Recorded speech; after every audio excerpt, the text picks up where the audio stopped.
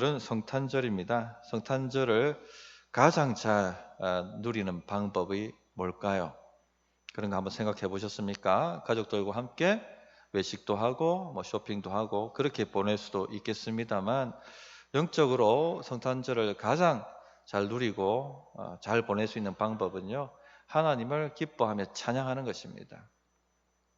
누군가 우리에게 중요한 사람, 사랑하는 사람, 큰 인물인 사람이 온다면 어떻게 하시겠습니까? 문 밖으로 나가 환호하고 환영하며 기뻐하며 맞아들이지 않겠습니까?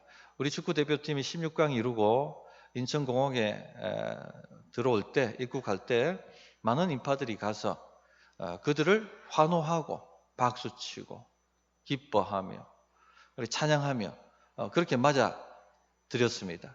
또 우리가 지지하는 유명한 정치인이 우리 동네를 방문한다면 우리는 어떻게 하겠습니까? 나가서 그죠? 환호하고 연호하고 그렇게 찬양할 것입니다. 그런데 이들과는 비교할 수 없는 너무나도 위대하신 만왕의 왕께서 이 땅에 오셨다. 어떻게 해야 되겠습니까? 어떻게 하는 게 제일 잘 누리는 방법이겠습니까? 환호하고 감사하고 열렬히 환영하고 찬양하고 그겁니다. 그래서 이 성탄절 제일 잘 누리는 방법은 찬양하는 것입니다. 목장 모일 때도 좀 찬양을 많이 하시고 가족 간에도 좀 찬양하는 시간을 많이 가지시고, 오늘 좀 안 좋은 얘기라든지 부정적인 말 다 하지 마세요. 오늘은 주님을 높이고 찬양하는 말만 하십시오. 근심, 걱정되는 말 그런 거 다 하지 마세요. 왕이 오셨습니다. 찬양하는 말을 오늘 입 밖에 계속 쏟아내시는 그런 하루가 되셨으면 좋겠습니다. 낙심된 자들도, 오늘 마음이 답답한 자들도 그렇게 살지 마세요. 왕이 오셨습니다. 찬양하고 환호하고 열렬히 그런 시간들을 오늘 한번 성탄절을 맞아서 보내시기 바랍니다. 우리에게는 찬양할 분명한 이유가 있습니다. 왜냐하면 우리 주님께서, 우리 하나님께서 우리의 비천함을 돌보셨기 때문에 그렇습니다. 사실 마리아가 찬양을 하는데 48절을 보시면 그의 여종의 비천함을 돌보셨습니다. 보라, 이제후로는 만세에 나를 복이 있다 일컬으리로다. 이렇게 찬양을 합니다. 그의 여종의 비천함을 돌보셨다. 이 비천함이란 단어가 신분이 낮고 천하다는 얘기지 않습니까? 나같이 신분이 낮고 천한 여종을 하나님께서 관심이나 가지고 계시겠어? 내가 존재한다는 것, 그거 신경을 쓰시겠어? 이런 생각이 드는데 아니란 얘기죠. 하나님께서 우리 이 비천함을 돌보시고 관심을 가지시고 이 삶에 개입하시기 위해서 삶을 바로잡고 회복하고 풍성하게 만드시기 위해서 오셨다는 것입니다. 어떻습니까, 우리 성도님들? 우리 성도님들은 자신이 비천하다라는 생각을 한번 해보신 적이 있으십니까? 내가 비천하다는 생각을 잘 안 하면 주님이 오셨다는 게 그렇게 느껴지지 않습니다. 근데 우리는 스스로가 비천하다는 생각을 잘 하지 않습니다. 왜냐하면 우리는 지금 고대 신분 사회에 살고 있지 않기 때문에. 옛날 고대 신분 사회에서는 신분이 낮은 사람은 정말 비천했습니다. 인간 이하의 삶을 살았고 모욕과 무시와 이런 것을 당했죠. 또 있는 것도 다 빼앗기고 가진 자에게 굽신굽신거리면서 살아야 했습니다. 그게 비천하다는 말을 굉장히 느끼는 거죠. 근데 우리는 그런 신분 사회가 아닙니다. 또 대한민국은 너무나 잘 사는 나라입니다. 선진국입니다. 그러니까 배가 고프지도 않고 옷이 없어서 살지 못하는 것도 아니고 하니까 내가 비천하다 이런 생각을 잘 하지 않는 것 같습니다. 물론 가진 자에게 갑질 당할 때가 있습니다. 그러나 요즘 을질이라고 할 만큼 그런 것도 없는 것 같아요. 스스로 비천하다 하는 생각을 가지지 않습니다. 그러나 사실 우리는 비천합니다. 왜 비천합니까? 우리 죄를 범하여 타락하여 하나님의 영광에서 떨어져 있기 때문에 비천합니다. 그래서 로마서 3장 23절에 모든 사람이 죄를 범하였음에 하나님의 영광에 이르지 못하더니 그렇게 말씀하고 있습니다. 죄로 인해서 하나님과 우리 사이에 큰 구렁이 생겼습니다. 우리가 아무리 노력하고 애써도 이 구렁을 메꿀 수도 없고 이 구렁을 넘어서 하나님의 영광에 이를 수도 없는 것입니다. 근데 어떨 때 우리가 우리 삶이 참 비천하다라고 깨닫게 됩니까? 이런 것을 한 번씩 경험하거든요. 우리가 하나님의 영광에 떨어져 있구나. 어떨 때 그런 느낌이 듭니까? 삶이 꼬이기 시작할 때. 그죠? 그럴 때, 비천하구나. 이런 느낌이 조금 듭니다. 예수님 비유에 보면 탕자 비유가 있습니다. 탕자가 아버지 앞에 나가서 유산 달라고 하고 타국에 가서 아주 허랑방탕하게 살고 싶은 대로 살았습니다. 비천하다는 생각이 들지 않았습니다. 풍족하니까. 그런데 그 나라에 가뭄이 들고 농경사회에 가뭄이 들면 경제가 엄청난 타격을 받습니다. 물가가 높아지고 주가는 폭락하고 가졌던 재산들이 다 그냥 휴지 조각이 되어버린 것이죠. 그랬더니 그렇게 돈 있을 때는 문전성시를 이루던 친구들도 다 뿔뿔이 다 떠나가 버리고 자기를 도와줄 사람이 아무것도 없는 거예요. 그래도 자신이 비천하다는 느낌이 들지 않았습니다. 이제는 남의 집에 하인이 되어서 그 집에 돼지 치는 일을 맡아서 하는데 얼마나 배가 고픈지 돼지가 그 사료인 지점 열매를 우거우거 먹는 거 보고는 그 집어 입에 이렇게 털어놓고 씹어 먹는데 그때 자기 마음에 얼마나 내가 비참한가 하는 것이 깨달아진 겁니다. 내가 하나님 영광에서 떠나 있구나. 아버지 영광에서 떠나 있구나. 우리 인생이 꼬일 때 이런 것을 어렴풋이 깨닫게 됩니다. 우리가 비천하구나. 때때로 또 우리는 이런 얘기를 하죠. 하나님께서 내 처지와 형편을 알고 계실까? 내 일에 지금 내가 얼마나 힘들어하고 답답해하고 하는 이 현실을 돌아보고 계실까? 알고 계실까? 관심이라도 가지고 계실까? 이렇게 한탄할 때가 있습니다. 이때도 참 내가 비천하구나 하는 것을 깨닫게 됩니다. 성도님들, 그런데 놀라운 복된 소식은요, 이렇게 비천한 우리를 주님께서 돌보셨다는 겁니다. 하나님의 아들이 말구에 나셨다는 것은요, 우리의 비천함을 돌보시러 오셨다는 얘기죠. 그렇기 때문에 우리는 찬양하고 환영하고 환호할 수밖에 없는 것입니다. 예수님이 유대 땅에 오셨을 때, 2000년 전 유대 땅에 오셨을 때 유대는 굉장히 비천했습니다. 처치에 귀신 들린 사람들이 넘쳐났었죠. 그리고 여러 가지 질병 때문에 삶의 질은 완전히 떨어져 있었습니다. 자기 수명을 다 채우고 죽는 사람이 없을 만큼 많은 사람들이 죽었습니다. 또 신분이 낮은 사람들은, 그 대부분이 신분이 낮은 사람들이었죠. 그런 사람들은 너무 배고팠습니다. 너무 빼앗기고 착취당하고 무시당하고 밥 한 끼라도 제대로 좀 먹어보고 싶다 하는 것이 그들의 소원이었습니다. 또 신분이 높은 사람들은 형편이 좋았느냐? 아닙니다. 서로 권력을 다투기 위해서 서로 죽이고 싸우고 온 천지가 비천함이었습니다. 이 비천한 가운데 주님이 오셨죠. 그리고는 어떤 일을 하셨습니까? 가는 곳곳마다 귀신들을 쫓아내셨고 귀신에게 고통당하는 사람들을 자유롭게 만들어 주셨습니다. 또한 질병으로 삶의 질이 떨어져 고통하는 사람들을 다 안수하시고 말씀으로 고쳐주셔서 삶을 회복시켜 주셨죠. 배고픈 사람들은 배불리 먹이셨습니다. 뿐만 아니라 말씀을 전하시고 복음을 전하셔서 누구든지 그 복음을 듣고 회개하고 영접하는 자에게는 하나님의 자녀로 신분을 높여주셨어요. 영적 신분을 어마어마하게 높여주신 것이죠. 요한복음 1장 12절에 영접하는 자 곧 그 이름을 믿는 자들에게는 하나님의 자녀가 되는 권세를 주셨으니, 지금도 그렇습니다. 하나님 자녀의 권세가 있죠. 부활의 권세는 우리가 잘 경험하기가 어려우니까 차치하고서라도 기도 응답의 권세만도 생각해 보십시오. 우리가 도대체 누구기에 하나님의 은혜 보좌 앞에 나아가서 구하는 대로 받을 수가 있단 말입니까? 이 돌보시는 것이죠. 이런 역사가 일어났다는 것입니다. 이 성탄절에 그 역사가 일어났다, 시작되었다라는 것입니다. 또한 주님은 천사들도 우리를 수종든다고 말씀하고 있습니다. 히브리서 1장 14절에 모든 천사들은 부리는 영으로서 구원 얻을 후사들을 위하여 섬기라고 보내심이 아니뇨. 이처럼 하나님께서 비천한 우리를 높이셨습니다. 하나님 자녀의 신분으로까지 높여주셨습니다. 그러므로 어떻게 해야 되겠습니까? 기뻐하고 감사하고 또 기뻐하고 감사하고 원망불평 말 하지 마십시오. 이걸 안다면 원망불평 말 할 수가 없어요. 왜 하나님 나를 돌보시지 않는가 한탄 할 수 없습니다. 내일은 어떻게 살아가야 되느냐 염려 걱정 할 수가 없어요. 부정적인 시각으로 늘 바라보고 할 수가 없습니다.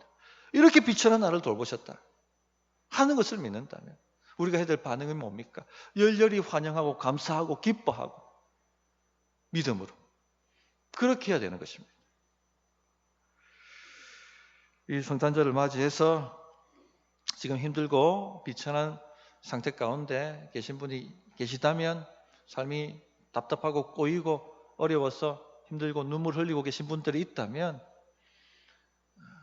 믿음으로 마음 태도를 바꿔보십시오. 성탄절은 그런 의미입니다. 두 번째, 하나님께서 큰일을 우리에게 행하셨기 때문에 우리는 기뻐하고 감사해야 됩니다. 49절을 보시면 능하신 이가 큰일을 내게 행하셨으니 그 이름이 거룩하시며, 여기 능하신 이는 누굽니까? 하나님을 말씀하고 있는 것이죠. 하나님께서 큰일을 행하셨다. 무슨 큰일을 행하셨습니까? 처녀가 임신하여 아들을 낳은 것, 그것도 넘치는 기적이죠. 그러나 그것이 궁극적 목적이 아니라 그 너머 큰 일을 행하셨죠. 그것이 바로 51절부터 55절에 나오는 내용입니다. 그의 팔로 힘을 보이사 마음의 생각이 교만한 자들을 흩으셨고 권세 있는 자를 그 위에서 내리치셨으며 비천한 자를 높이셨고 줄이는 자를 좋은 것으로 배불리셨으며 부자는 빈손으로 보내셨도다. 그 종 이스라엘을 도우사 긍휼히 여기시고 기억하시되 우리 조상에게 말씀하신 것과 같이 아브라함과 그 자손에게 영원히 하시리로다 하니라. 이것이 바로 큰일입니다. 언제 이런 큰일이 역사적으로 한번 있었습니까? 이스라엘 역사 속에.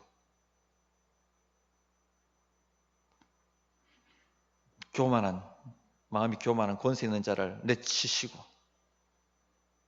비천한 이스라엘을 높이시고 배부른 자를 배고프게 하시고 궁핍한 자를 배불리시고. 언제 이런 일이 일어났습니까? 이스라엘 역사 속에. 출애굽 사건이죠. 출애굽 사건. 세계 최강의 애굽 제국의 바로 왕에게 종살이했던 민족이었습니다. 비천한 민족이었습니다. 근데 하나님께서 어떻게 하셨어요? 애굽의 바로는 떨어뜨리시고 이스라엘 백성들을 높이셨습니다. 그들을 배불리셨고 약속의 땅으로 인도해 주셨습니다.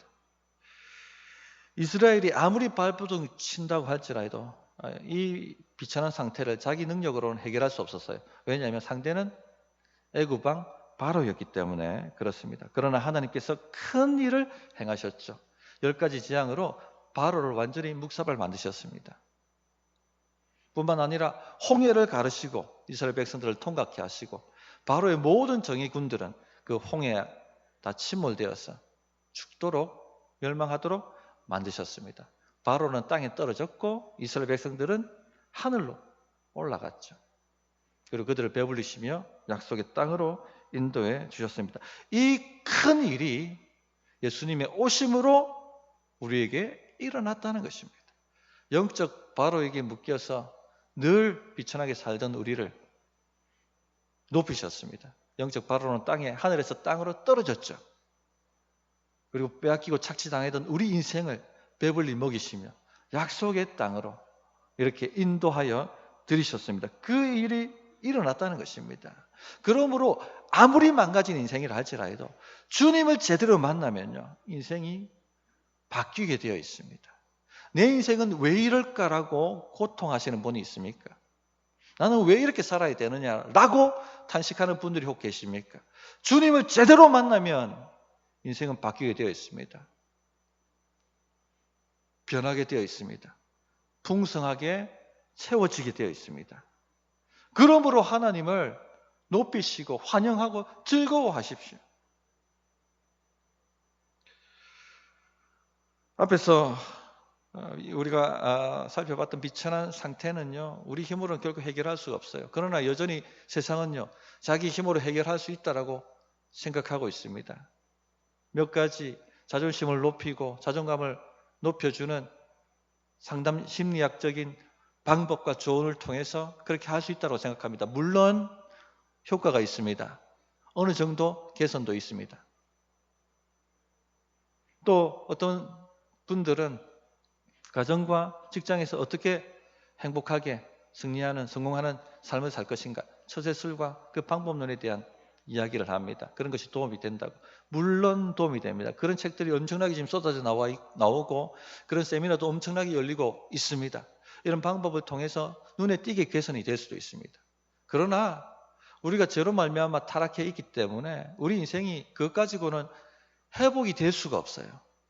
어느 정도 개선되는 것처럼 보일지 몰라도요. 결국은 미끄러지고 이래도 안 되고 저래도 안 되는 인생이 될 수밖에 없는 것입니다. 똑똑한 사람들은 이 사람이 가지고 있는 이성과 과학적 방법을 통해서 삶의 질을 개선하고 또 인생을 구원할 수 있다고 생각합니다. 물론 어느 정도 방법적으로 발전이 있을 수 있고 개선되는 모습을 볼 수도 있을 것입니다. 눈에 띄게. 그러나 우리가 하나님의 영광에 떨어져 있기 때문에 노력하면 노력할수록 진창에 빠져 들어가는 것처럼 빠져 들어갈 수밖에 없어요. 그래서 우리가 궁극적으로 탄식하는 내용이 뭡니까? 오라, 나는 공고한 자로다. 누가 이 사망의 몸에서 나를 건져내랴. 이래도 안 되고 저래도 안 되는 인생이 될 수밖에 없는 현실입니다. 하나님께서 큰 일을 행해 주셔야지만 일이 해결되는 것입니다. 내가 저 진창에 빠져 있는데 누군가 밖에 있는 분이 그 건동의 손으로 나를 건져 올려 주셔야지 내가 살아나오고 빠져나올 수가 있게 되는 것이죠. 한번 자기 힘으로 노력해 보십시오. 달려가 보십시오. 결국은 무너지고 또 무너지는 것을 경험하게 될 것입니다. 구주를 만나야 합니다.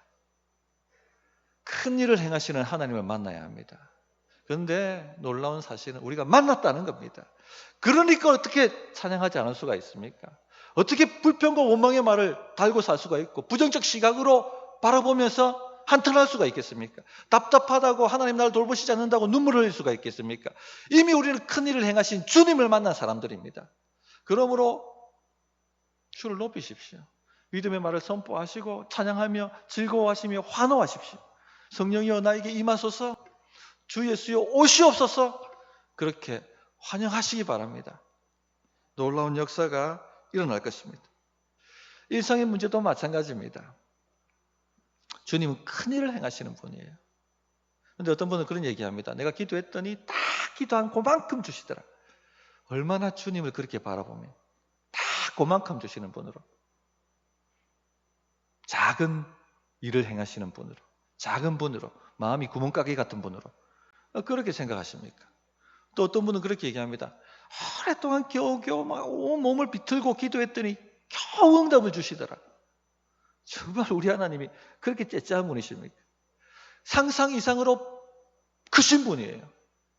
우리가 상상할 수 없을 만큼 크신 분이고 상상할 수 없을 만큼 우리에게 풍성히 베푸시는 분이십니다. 에베소서 3장 20절에 우리 가운데서 역사하시는 능력대로 우리가 구하거나 생각하는 모든 것에 더 넘치도록 능히 하시를 얘기해요. 우리가 생각하는 것보다 더 하나님은 생각하시고요. 우리가 구하는 것보다 우리가 하나를 구하면 10가지를 더 앞서서 바라보시면서 역사하십니다. 다음 주일 설교가 삼손 나오는 장면이거든요. 나는 아들이 없어서 구했지만 하나님은 더 크게 역사하시죠. 그 아들을 통해서 이스라엘을 구원하시는 겁니다. 그러므로 왜 절망으로 탄식하며 세월을 보내야겠습니까? 환호하고 기뻐하고 즐거워하시기를 바랍니다.